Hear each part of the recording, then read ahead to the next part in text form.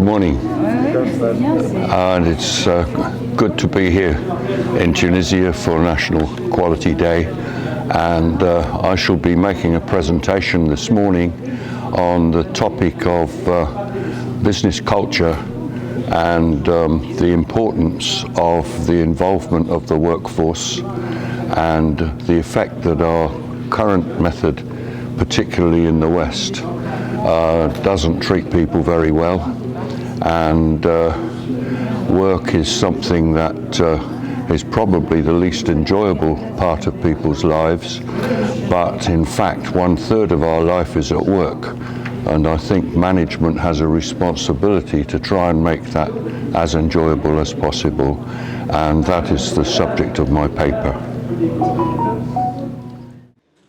Je passe la parole à Mr David HUTCHINS. À Mr David HUTCHINS.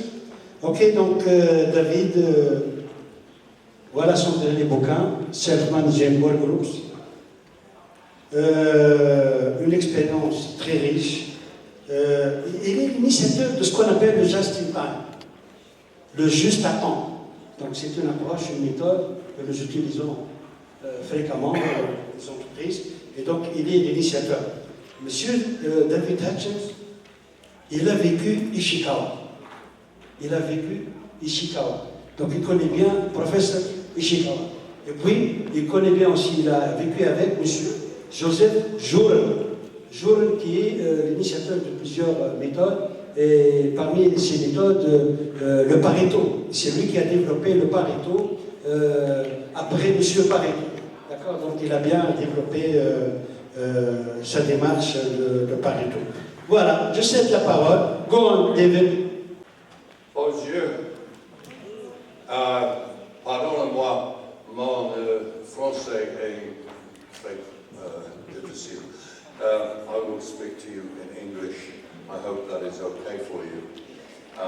Listening to the translators this morning, I don't think that should be a problem, because they seem to be very good to me. Ladies and gentlemen, can I just ask you, how many of you are actually involved in the management of the work of other people? You have actually people who report to you. How many people do not have anybody reporting to you? Hands up. There are quite a few abstentions here. So I would think that probably a lot of you have people actually reporting to you, or you direct their work sometimes. Okay. Winning through vision. Walt Disney once said, if you can dream it, you can make it happen. And it was from that he developed Disneyland and Disney World, from that idea. And you can do that too, and so can all of us. We can all imagine and dream things. What we then have to do is to see what we can do to make them happen. Some things are easy, some things are difficult. Not too many things are actually impossible. But what I'm going to concentrate on this morning is on the culture of work rather than any details about tools and techniques and so forth. So, do you think that's a beautiful view? It's Cahors in the Dordogne district of France. And my wife and I spent a holiday there. And I like to think that's a beautiful view, yeah? That happens to be my wife's city. But the dream has been shattered by a thought. Oh, it's the end of the weekend. I've got to go back to work tomorrow. How many of you have ever had that experience? How many of you have never had that experience? I think most of you have, well, all of us have. I actually figured this out when I was in my 20s, that I got that sick feeling building up over the weekend sometimes, Lovely on a Friday, you're going home for the weekend, you've got the whole weekend in front of you. And then on Saturday, you sort of think, there's only one day left. And then as Sunday goes on, you think, oh my goodness, it's getting nearer and nearer to the end of it, and it's Monday tomorrow, and I've now got to grind through a whole week of work. Every one of us has that experience occasionally, because there are things that we have to do that we don't like doing, but they've got to be done by somebody. But if that goes on week after week after week after week, I think we need to challenge it, because it actually means that we don't like what we're doing, and it's probably time to move on. But we can't all move on. We don't have the opportunity. We're lucky to have a job, maybe. It depends where we are and what our skill sets are and things like that. And so sometimes we've got to take money home for the family, and we want to raise our family, and we love our families, and we love our pastimes and our sports and our activities and what we do in our free time. And we need money for that, we need money for all of these things. So we have to put up with this drudgery called work. That is really sad. Sometimes you might be lucky, and sometimes it might be, oh good, it's work again today. And I like to think that I'm one of the fortunate ones, and the reason I'm still working at the age that I am is because I don't distinguish between work and pleasure. I enjoy what I'm doing.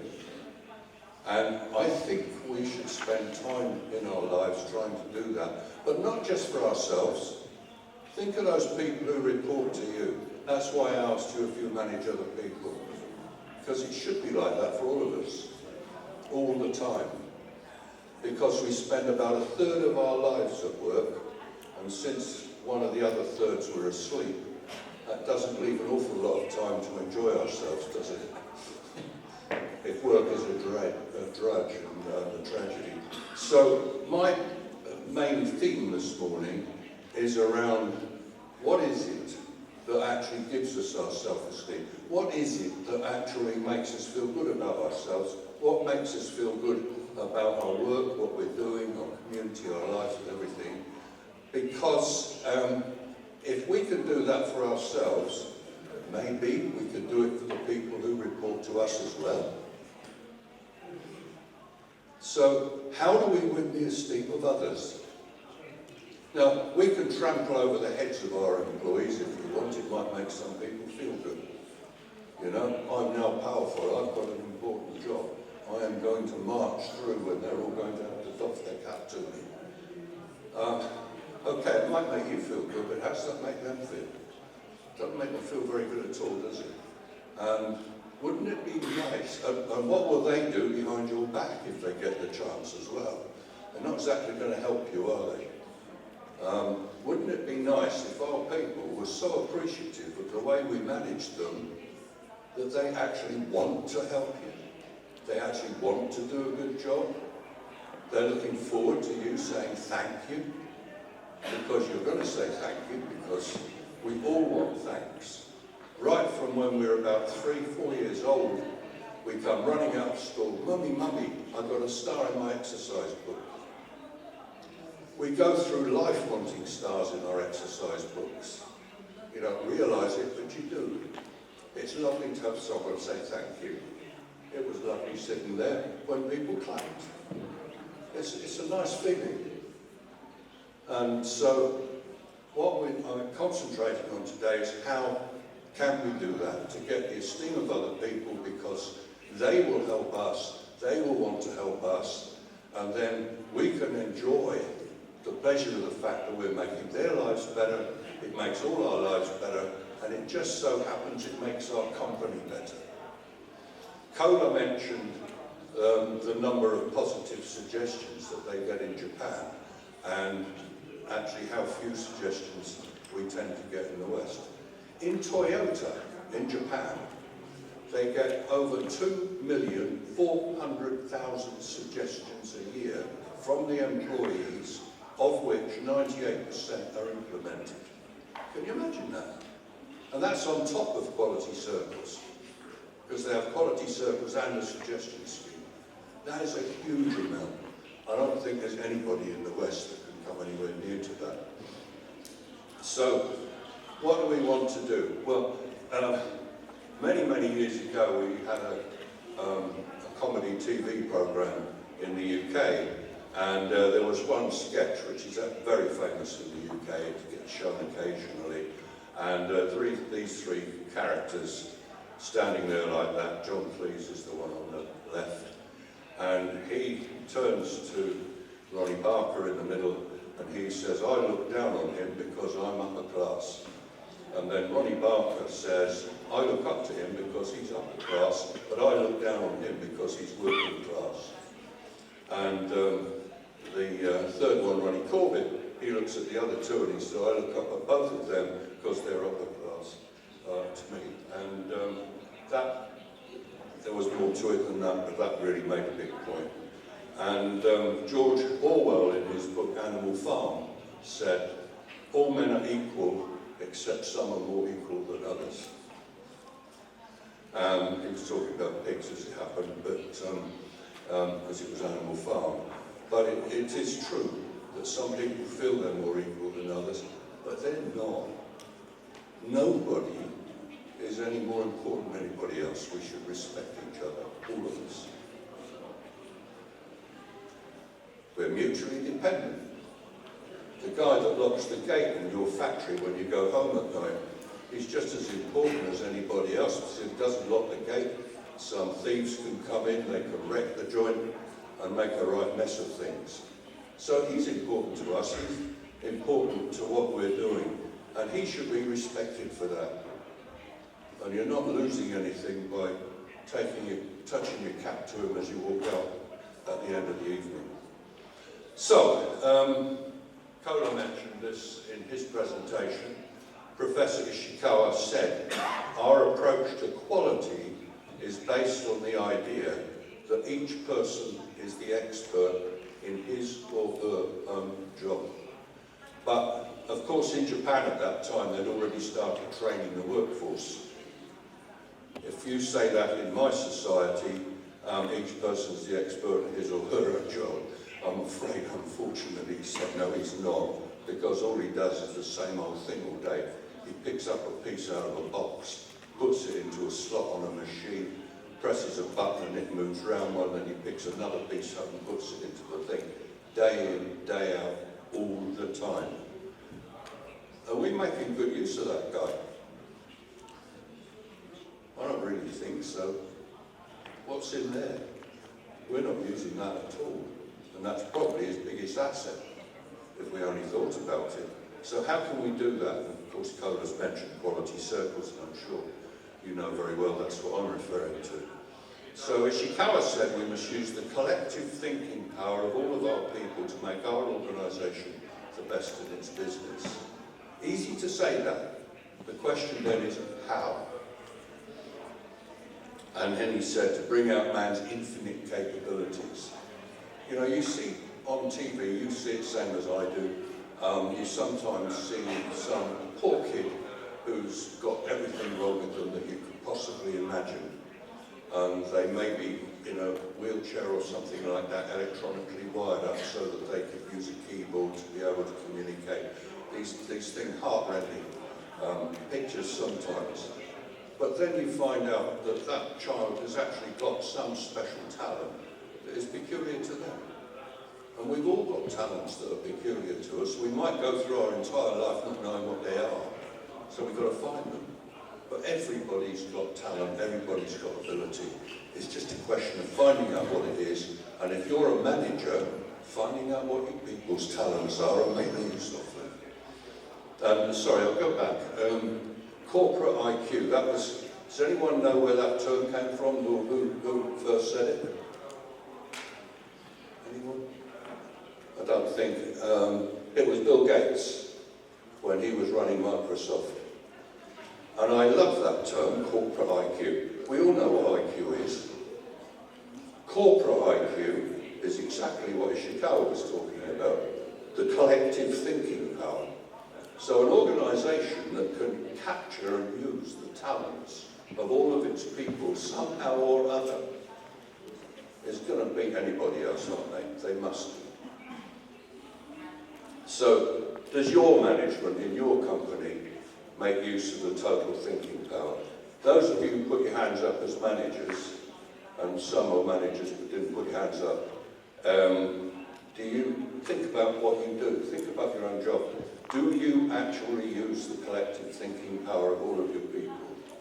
If the answer is no, I'm not sure, then what might you do in order to make use of that talent? How do you organise work in a way that people say, oh good, it's work tomorrow, and they look forward to coming to work? Well, that guy I just mentioned, who's just putting bits in a thing day in, day out, all day long, you think, well, how can anybody get enjoyment out of that, however I manage them? I mean, I could come and do a circus act in the factory every day, I can play music, I can do all sorts of things, but will that make that job any better? Well, it won't. And if I then said to you, how can you make that job interesting, rewarding and enjoyable, you'd say, well, you can't. Well, do you know actually you can? One of the first trips I ever made to Japan actually put me on that track. We went round Panasonic, where they made those radio tape players you don't see so much today, with the two loudspeakers, a tape player in the middle, and the radio controls on the top, and kids will walk along the street with them on their shoulders, you know, the sort of thing. And they were making those. I don't know how I did that, but is it still working? They were making those, and it was a big factory, rows and rows of ladies on conveyor belt. Yeah, so anyway, I was with a party of 30 people from Delft University in Holland at the time, and they were all PhD students on social sciences, and I was only attached to them, that was what I was doing. Anyway, we're going along the production lines, and there are conveyor belts, typical sort of thing, and a printed circuit board came, stopped in front of the lady, laser light shone down, and wherever it shone, she put some components in, then it flashed on to the next lady, more lasers came on there, and she put the components in there, and so it went on till it got to the end of the track with all of the parts were in all of the right places. It then went into a booth, and there was a lady in the booth with a window in the side so you could see. She had a pair of earphones on. She put it in a box, connected the wires up, and then she adjusted some knobs and dials and watched some gauges going. When she got it right, it then went out at the end onto a conveyor belt. There was a truck just beyond the conveyor belt, and they didn't put it into a finished goods store, they put it straight in the truck and it went off to the marketplace. So that was how it worked, you can imagine that. Afterwards, we had a meeting with some managers, and before that, one of these ladies said to me, did you notice that while we walked round, nobody looked up? So we've got a group of 30 of us walking through the factory. You just imagine if it was here, and in England, anywhere, in the West anyway, a group of people walk through a factory, strange people, people would look up, wonder who they were, might even chat to the person next to them, wonder where they came from, this sort of thing. Nobody did. They carried on as if, you could imagine afterwards, if someone said, I wonder who those people that were, they'd say, what people? Didn't even see them. And so that disturbed her, and she said to the manager, who was then giving us a bit of a talk about the company, she said, nobody looked up. And he looked at her as if, well, why should they? And he said, well, it's because they're in quality circles. She then lost her cool. And she said, what's that got to do with quality circles? And he said, well, if you go back out there again now, he said, the ladies that were doing different jobs, if you noticed who was doing what, they're probably doing something different from what they were doing. And he said, well, she said, well, what's that got to do with quality circles? He said, well, they've been in quality circles for a long time now, and they've developed. And they're now self-managing. That's why I call my book Self-Managing, by the way. It's because of that experience. They're now self-managing. So what happens in that department, they're all in quality circles. And you know that just doing that same job all day long, day in, day out, drive anybody nuts. Unless you switch your brain off or think of something that's got nothing to do with work. No story about that. But what they did was they said, how long is it that it's tolerable to do whatever this job happens to be? And they designed a multitasking program where they identified every single skill in the department, put the names of all the people that worked in there down one side of it, all the skills along the top, so it was a matrix. And then for each matrix, as a person developed skill in whatever that was, they started to make little signs in there. I could explain that in more detail, but just for now. It reached the point where a person in that particular skill was completely competent. When they were competent, they could then move to another task where they were competent. And the more people that were competent in as many tasks as possible, the more they could use flexibility and move people around.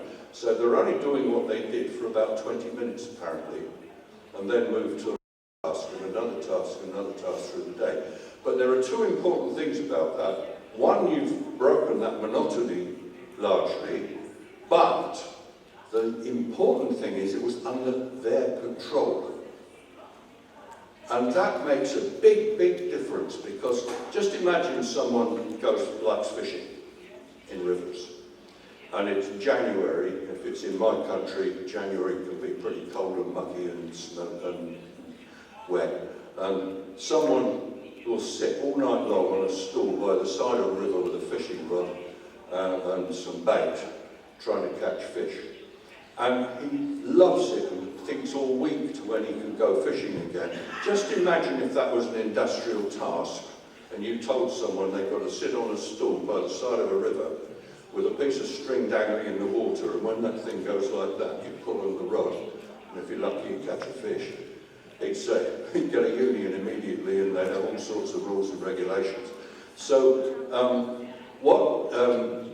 but the reason why he enjoys it is because it's under his control. He decides where to sit. He decides what bait to use. He decides how far to cast it out into the river, and so forth. And because the process is under his control, it's transformed something that could be inherently boring and unpleasant as well, sitting by the side of a river all night long, frozen stiff, into something that's interesting. And that's what Manchester had managed to do. So those people were actually keeping records of their weekly productivity, the weekly quality levels and things like that, and they were moving people around to maximise the performance of the department. And there was no other supervision. They were supervising themselves. Now, you don't get to that in a flash. You can't suddenly rush off out of here and go and do that. It probably take 2 or 3 years to get from the start to that, and that's sort of developing it gradually. And so, don't think that there are, even the most challenging, boring job, if you think about it hard enough, you can actually do something to make it a lot more interesting or less boring than it was before. Now what's happening now? This has decided not to move on. Thank you. So, question for you, does your management and development bring out your infinite capabilities? Do you bring out your people's infinite capabilities? Do you make use of your subordinates' total thinking power? Do you encourage those you educate and train to think like that? Do you as a management consultant say, oh, good, it's work tomorrow? How do you feel if you knew that you were treating them to a life of slavery, when people have this horrible, the whole weekend gets spoiled because of the thought of coming back to work on Monday? And did you know that about 66% of the population of large cities are classed as being unskilled? What a terrible waste of resource. Just think how much a society and a country would benefit if it was able to tap into that latent talent. For me, that's what quality is all about. It's what Ishikawa fired me up when I first ever read that in the early 1970s, and it's driven my life ever since. The collective thinking power of all of the people. And I've got my own little quote there, which is that quality is the sparkle that separates the best from the rest. Was your vision of your company as it stands like that? How would you like to go from that to that? Because that's the challenge that I'm saying. So, think about quality circles. You don't have to call it quality circles, you can call it anything you like. There's loads of different names for it in Japan. Each company has their own, but they all know what they are and how it works and what's behind it. And as Kolo mentioned, Dr. Duran said, through this movement, Japan will be swept to world leadership in quality. And wasn't that true? Just a handful of years before that, the Americans referred to Japanese products as Jap crap. It was less than 10 years before there was a complete transformation. It's been copied now in China, India, and 35 countries through the Far East. It has no cultural roots. Anyone that's ever sat on their mother's lap is it's the culture of being a human being. It doesn't matter which country you come from. We can all do it. So you can do it, but don't go what I call painting by numbers. There's a book called The Toyota Way. Good, it's a good book. I'm not criticising the book as such, but don't try and copy it word for word.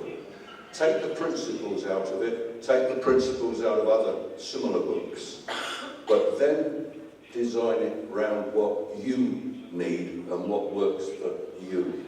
And what will happen is that in the end it will be your way, your company's way of doing things. And remember that in the Yukon, up in the Arctic wastes, they had the expression, only the lead dog gets a change of view. Copying somebody else puts you somewhere down the pack.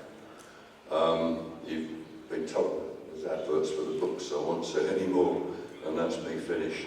So I hope you found that interesting, and hope it was food for thought, which is what it was intended to be. So, many thank yous.